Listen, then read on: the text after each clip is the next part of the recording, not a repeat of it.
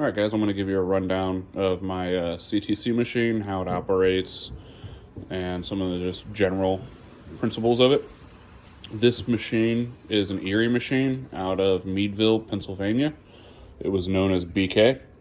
There was the tower it was in. It had a Armstrong lever plant that encompassed about everything here over, and that's why none of the controls are on the board, but they were shown.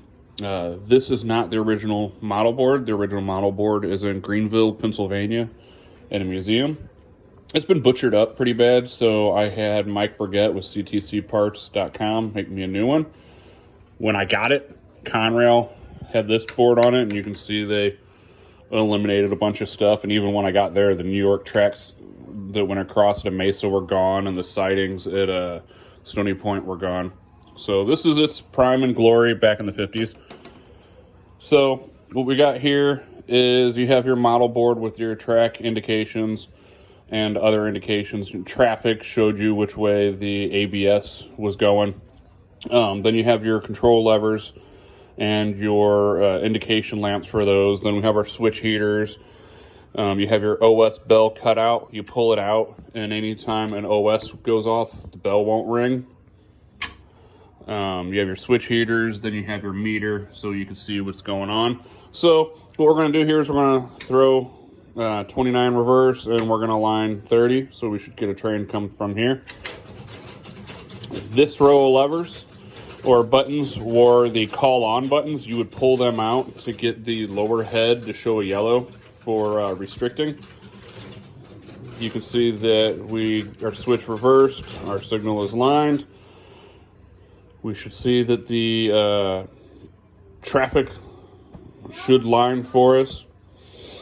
These switches here are maintainer calls. In most rule books, it would be if you flip this and you sent a code out there, it would light a little light up on the maintainer building, and any railroad employee that saw that would get to the nearest telephone or radio and call it in. We can see we have our traffic light indicating that this traffic is coming our way.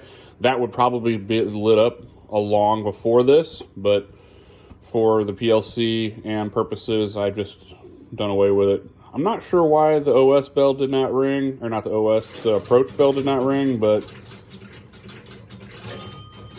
the OS did, and you can see since it knocked down, it reported back that the signal went to red, so you would line that back. These are called line coding storage units. And what we have here is we have the main, and then we have pups. The mains would send back 16, or they would do 8 indication and 8 controls, and then you would add a pup for 8 more indications, 8 more controls.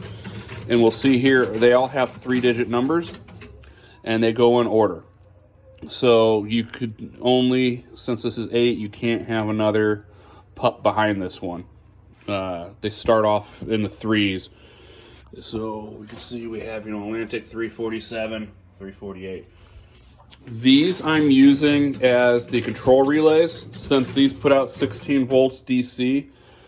Ice cube relays, 12 volts will burn it up, 24 volts are normally too weak, so just might as well use railroad relays.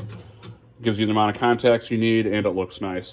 So when you send a control from here, it codes out across 2 wires to our line coding unit that decodes it and then turns on the appropriate relays.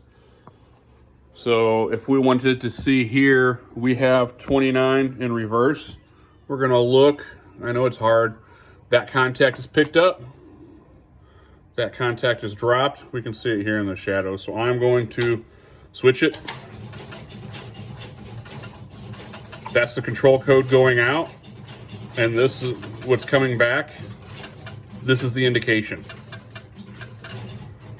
When we see it's come in. This is the P4 line relay. This deciphers the coming in and going out. You have to have one of those for every LCS. we have a bunch of them. I think Stony Point has 3.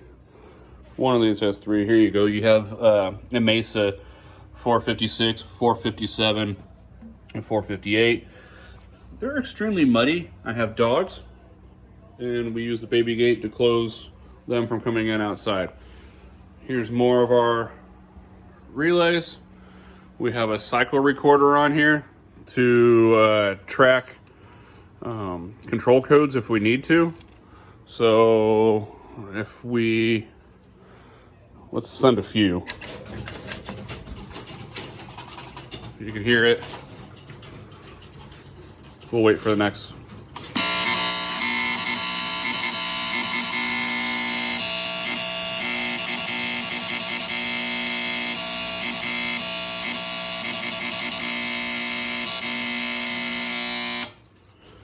And you'll see it does little notches for long and shorts.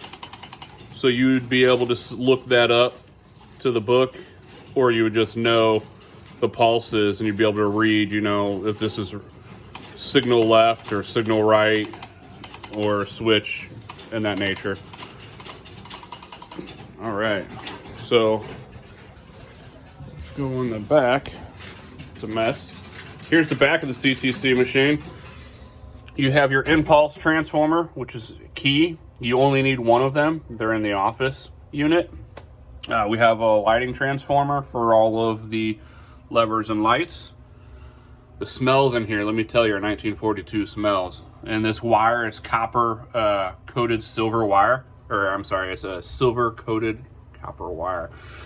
And it's all cloth, so it's fun. You gotta sand that silver off because solder doesn't like to stick to it very well. We have our bells. We have a single stroke for the OS, and we have a vibrating bell for the telephone, which is not connected. These are the most unique things in a CTC machine setup. And of course, they're the things that people like to get rid of because they weigh a ton. These are the office storage units. Again, CTC machines are universal. You could have them set up for anything. The only thing that is unique is the office storage unit, because these are all the indications that correspond with the controls and, well, not the controls. These correspond with the indications coming from the field. So, yes, these are the hardest things to find. I've had to rewire a bunch of them because over the years they've gone through and changed some. You can see handwritten tags here. They've changed, you know, what they were for. You come in and you have bodge wires just hanging out here. Somebody left a note right here, you know, B4 R28 HGK, you know, temporary cable 1956. Yeah, okay. Then that one has more bodge wires hanging out there, but this is another storage unit, office storage. Then you have a office line coding unit right here, and this is what generates and sends out the controls. These are also universal, so you can easily switch them out. You can see they have plug connectors. This is the office P4 relay. It is different than the field P4 relays. It still has a plug connector, but it has more terminals on it. So, yep. Now, how I have all this operating is when you pull, or when you send a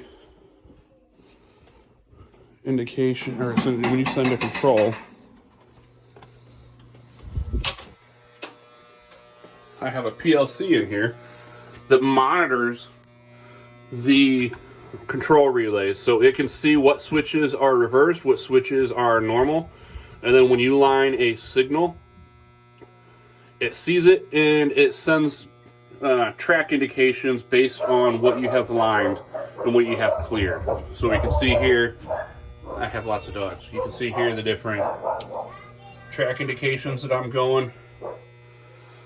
So, yep. And then I have two 16-volt chargers here. Got miscellaneous power monitoring. So, yep, that's my CTC machine in a 10-minute video.